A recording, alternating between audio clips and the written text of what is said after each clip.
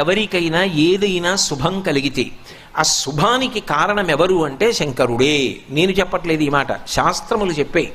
శుభములన్నీ కుప్పలు తెప్పలుగా ఆయన పాదముల దగ్గర పడి ఉంటాయిట.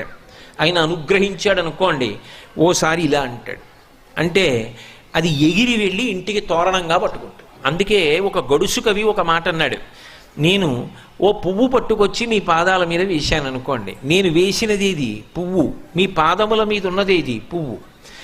నేను ఒక పువ్వు పట్టుకెళ్ళి మల్లికార్జున లింగం మీద వేశాను అనుకోండి, పరమ ప్రేమతో వేశాను అనుకోండి, ఆ పువ్వు ఓ ఏడాది తర్వాత నా ఇంటి మనవడు.